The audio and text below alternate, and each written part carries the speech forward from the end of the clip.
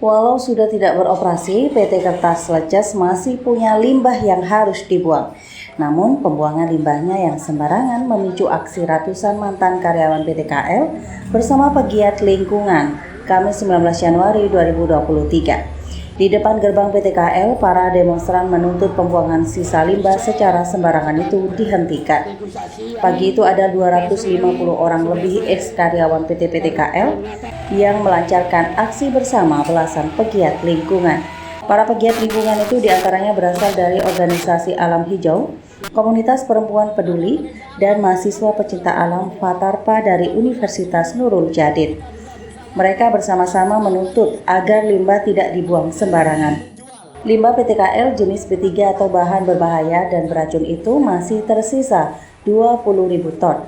Seharusnya limbah itu dibuang ke kota Mojokerto, namun tak sampai 1.000 yang dibuang ke tempat pembuangan. Sekitar pukul 11 waktu Indonesia Barat, dalam orasinya, Asmawi selaku penasehat Alam Hijau menyatakan telah membuntuti pembuangan limbah itu. Sampai di kota Mojokerto, pembuangan itu ditolak.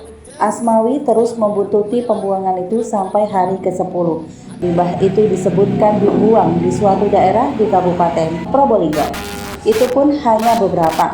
Sisa limbah kembali dibawa ke dalam PT KL. Nah, di dalam ex-BUMN pabrik kertas itu disebutkan ada sebuah bak yang berisi sisa limbah. Sisa limbah itu dialirkan ke sungai Kedunggaleng hingga mencemari tanah di 11 desa yang berada di sekitar Leces sampai Gending. Bahkan di Gending, beberapa pemilik tambak mengeluhkan pada Alam Hijau karena ikannya mati. Sebelumnya, Alam Hijau sudah meminta pihak pelelang dan pengelola limbah PT KL, yaitu PT Kim dan PT Asa, untuk menghentikan pengaliran limbah tersebut.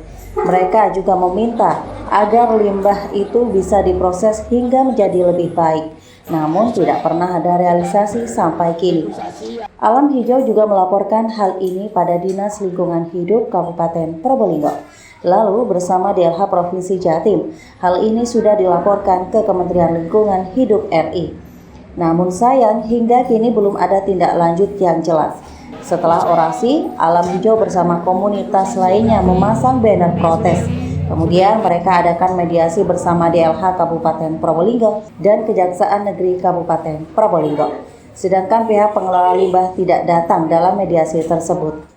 Menurut Asnawi, hanya 2 hal yang ia minta. Pertama, pembuangan limbah yang sesuai. Kedua, tanah yang sudah tercemari supaya dipulihkan kembali. Jadi pertama, terjadi indikasi terkait pencemaran lingkungan oleh penentang lelang. Ya, upaya kami seringkali mengingatkan penentang lelang agar mengelola limbah sesuai dengan aturan perundang. Tapi kenyataannya sering terjadi pelanggaran. Kami sudah berupaya untuk menegakkan, ternyata iya saja dan tidak pernah dilakukan. Tuntutan kami cuma 2, Pak. Pertama, limbah yang ada di dalam tolong diangkut keluar ya, tempatkan tempat yang sudah memenuhi izin lingkungan. Yang kedua, tanah yang sudah tercemar ya, tolong dipulihkan kembali. Limbahnya dalam bentuk apa itu? Limbahnya dalam bentuk deklikor, Pak. Ada berapa jumlahnya, Pak? Sekitar 20.000 ton. Itu cukup banyak ya, ini cukup membahayakan bagi warga masyarakat jika dibiarkan, terutama akan merubah biota, Pak. Kalau dibuang ke sungai ataupun dibuang ke laut. Sedangkan Kepala DLH Kabupaten Probolinggo Dwi Joko Nurjayadi mengatakan pengawasan limbah termasuk dalam kewenangan kementerian. Menurutnya pihaknya sudah 2 kali bertemu. Ada beberapa ketentuan yang harus dipenuhi pengelola. Dwi Joko juga membenarkan adanya pembuangan limbah di tanah lapang di Kabupaten Probolinggo. Untuk itu pihaknya akan mengawal kembali pengawasan bersama DLH Provinsi. Jadi apa yang sudah disampaikan pada hari ini dari Alam Hijau sudah kami dengarkan dan memang ini sudah kita tidak lanjuti mulai dari awal adanya pelanggaran, adanya pencemaran di Sungai Prono sampai sekarang ada temuan tanah terkontaminasi. Ini sudah pada tahapan kami sudah melaporkan kepada kementerian dan memang tanah terkontaminasi itu merupakan kewenangan KLHK sesuai dengan Permen LHK nomor 101 tahun 2012. sehingga kami DLH Kabupaten Probolinggo menyampaikan laporan ini kepada kementerian melalui DLH Provinsi dan sudah ditindaklanjuti oleh kementerian. Sudah dilakukan 2 kali pertemuan dengan pihak mereka.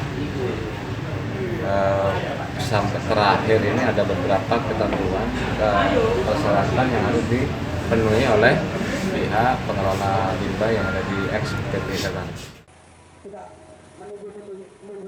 Laporan Alfi Wardah, Tada Today TV, Probolinggo. Pak Suwali sebagai